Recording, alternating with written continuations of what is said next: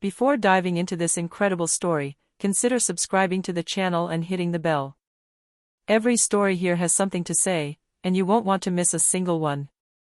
He humiliated and slapped her, without knowing she was the owner. One Monday morning in spring, the golden sunlight gently filtered through the hotel's huge bay windows, Crown Heights luxury, brightly illuminating the spacious lobby with its white marble walls and gilded frescoed ceilings. The air was filled with the subtle scent of fresh flowers and polished wood.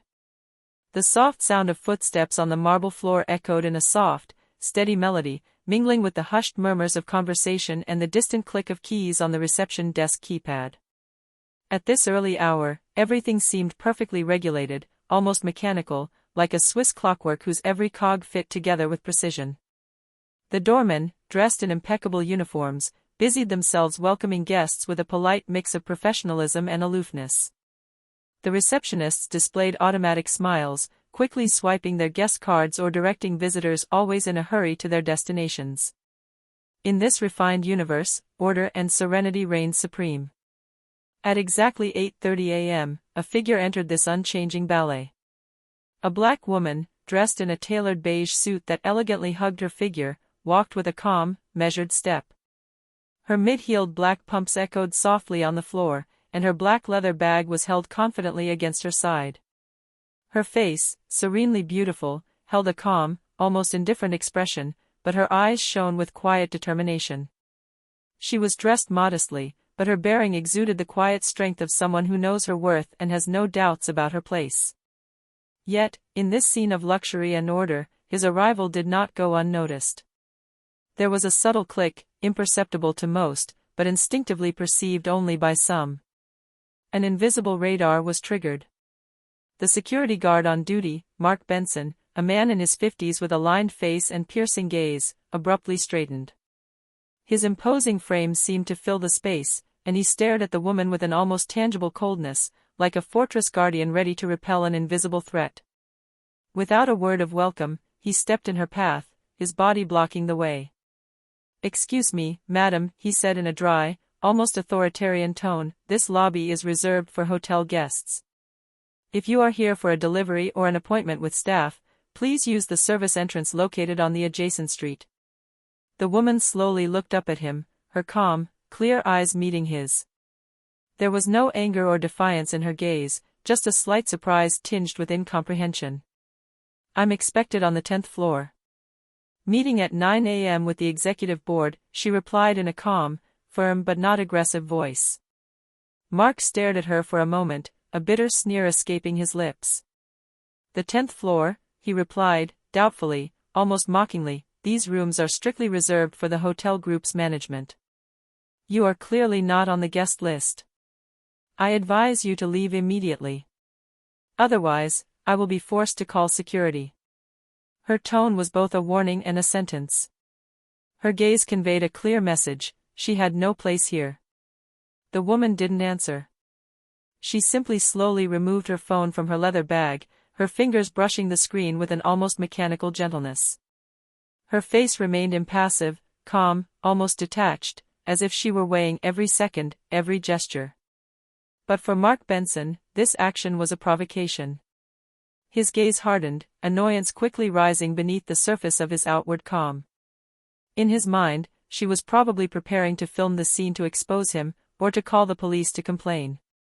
With a sudden, unexpected gesture, he grabbed her arm with a firm, almost aggressive grip. "I told you to get out of here," he spat, his voice higher, threatening, "you have no business being in this hotel." She tried to pull away, a slight flinch, but Mark tightened his grip and roughly shoved her against the cold lobby wall. The impact made the few customers passing nearby flinch, but no one intervened. "You're not listening to me," he said, his tone oscillating between anger and frustration. The woman remained calm.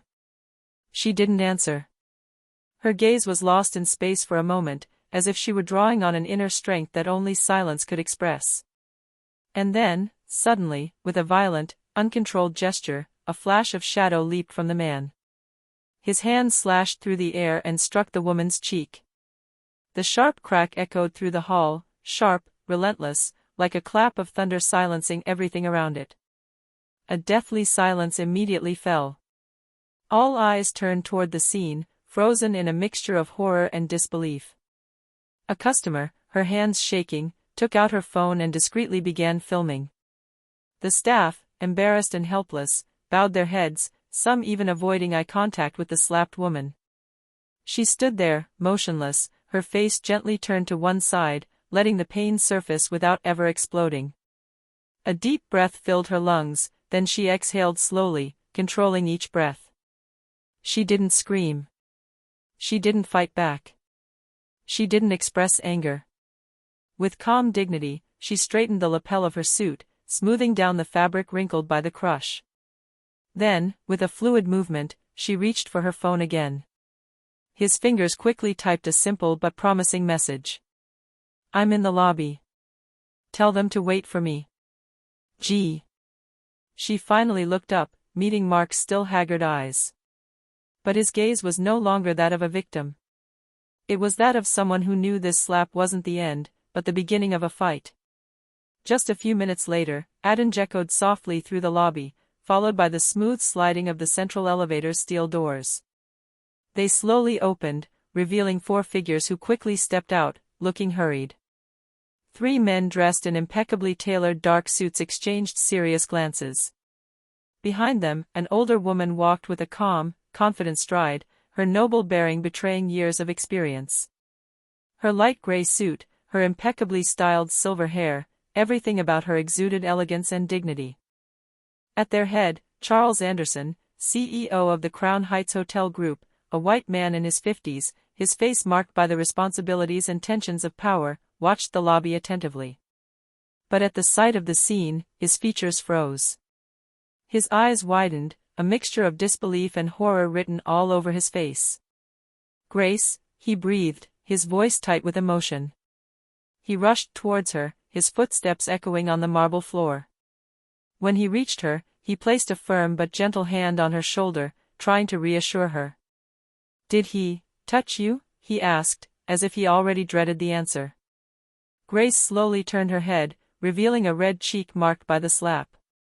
Her gaze was clear, without hatred, but charged with a compelling truth. "He slapped me. He thought I was out of place," she replied calmly. Silence fell for a few seconds. Charles slowly turned back to Mark Benson, who remained frozen, his face ashen, unable to hide his confusion. "Mr. Benson," said Charles in a firm voice, without an ounce of anger, but with implacable authority, "you just slapped Grace Johnson.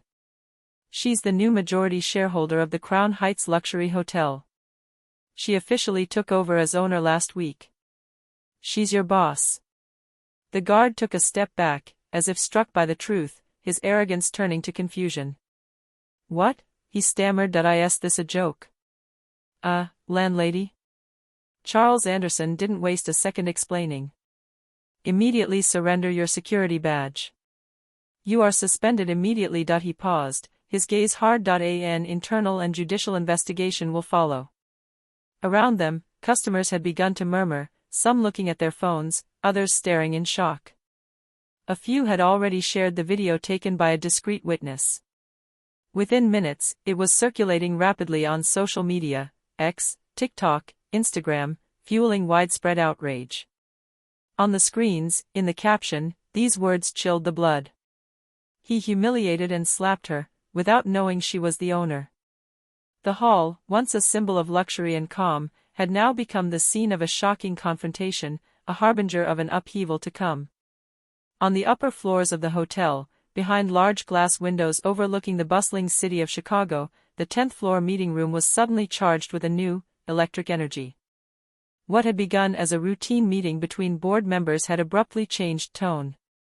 The shock of the incident in the lobby still resonated in everyone's minds. Around the solid wood table, the faces were tense and strained.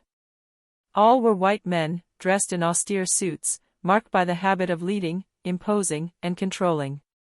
And at the center sat a black woman, Grace Johnson, their new colleague, and, more importantly, the majority shareholder of the hotel group. She sat at the head of the table with a natural elegance, a calm that contrasted with the surrounding tension. Her eyes slowly swept the room, looking at each face, trying to read their reactions, to gauge their true intentions. She didn't need to raise her voice, her presence alone imposed silence. Then she spoke, calmly, with that quiet strength that immediately captured everyone's attention. "I'm not here for you to applaud me," she began, her tone clear and determined. "That I'm here because I invested $40 million in this group, not only to make it a successful business, but to instill values of equity and inclusion." She paused, letting the words sink in. "I deeply believe that luxury hospitality should be a place where every person is welcomed without judgment or prejudice, where appearance does not determine value. Where skin color, gender, or social class are not barriers." His voice softened, but his gaze became harder, more serious. "But this morning, I was physically assaulted, right here in the lobby of this building I own. By a man who never even considered me anything other than an intruder." The silence grew heavy. The men around the table avoided his eyes, uncomfortably. She continued, more incisive. "This isn't just an isolated incident. This violent act, this humiliation, is a symptom of a systemic problem. Deep-rooted discrimination, a refusal to accept that things can change. And I don't intend to let this go unaddressed." A low murmur ran through the room. "Starting today, I am implementing a mandatory training program for all employees on racial bias and diversity.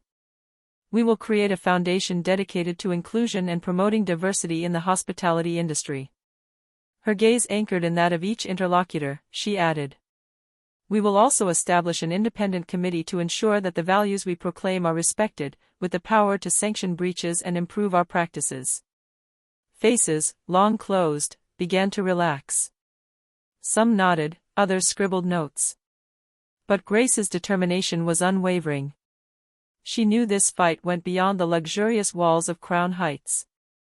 It was about justice, equality, and respect. And she was ready to fight that fight, no matter what. The very evening of the incident, as night slowly enveloped the city of Chicago, a media storm erupted. On all the major national and international news networks, the video of the slap was shown on repeat. The images, striking and charged with emotion, captivated the attention of viewers. The brutal slap, Grace's impassive face, the embarrassed silence of the witnesses, all contributed to a collective shock. On social media, comments poured in at breakneck speed. Thousands of messages piled up on Twitter, Instagram, Facebook, and YouTube. Public figures, artists, journalists, civil rights activists, and ordinary citizens took a stand, sharing the video, denouncing the act, and expressing their solidarity with Grace Johnson. The hashtags #GraceJohnson, #SheIsTheOwner, and #CrownHeightsGate went viral within hours, garnering millions of views and shares. Debates raged on TV shows, in online forums, in coffee shops, and in homes. Some denounced the systemic racism still rampant in luxury companies, while others praised Grace's courage, a symbol of a generation that refuses to remain silent.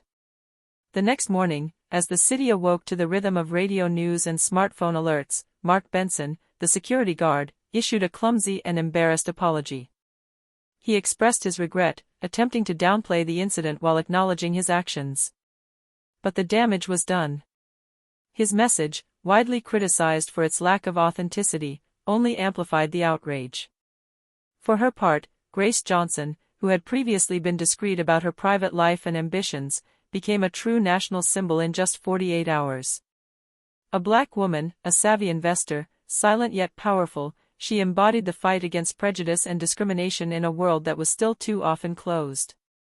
In an exclusive interview with CNN, filmed in the sleek office of her apartment overlooking the city, she spoke with disarming simplicity and quiet strength. "For years, I was taught to lower my eyes, not to make waves, to accept judgmental looks without understanding." She paused, her eyes shining with fierce determination. "Today, I bought this building. This hall. This institution. And I raise my head. For myself. And for all those who don't dare yet." His message resonated far beyond Chicago. It inspired thousands of people across the country, sparking a wave of support, hope, and a new conversation about power, dignity, and justice. A few months had passed since the incident that had disrupted the routine of Crown Heights luxury. The dust of public debate had settled, giving way to a profound, silent but real transformation. The hotel group had just received the prestigious Leadership for Inclusion in the Hospitality Industry award, a recognition that crowned the efforts of Grace Johnson and her team to lastingly change attitudes and practices. The trophy, presented during an elegant ceremony, had become the visible symbol of a much broader victory, that of regained dignity. Yet what the cameras never showed was the spotlight or the applause. It was a simple, almost intimate scene that told this story in a completely different way. One quiet morning, in the now calm and bright lobby, Grace sat in an armchair by the large windows. A steaming cup of coffee rested in her hands, giving off a comforting aroma that blended the moment with the sweetness of everyday life. Her gaze benevolently followed the comings and goings of customers and staff, observing the smiles exchanged, the gestures of sincere courtesy. As she savored this moment of peace, a little black girl of about 6 years old approached timidly, pulling her mother's sleeve. The girl stared at her with wide eyes and admiration. "Is it true that you're the owner of this hotel?" she asked in a soft, curious voice. Grace smiled, a smile filled with tenderness and hope. She leaned slightly toward the child, extending her hand in a gesture of friendship and promise. "Yes. And one day, maybe it will be you," she replied softly, her words carrying a future where every child, regardless of their color, can dream big and see themselves at home everywhere.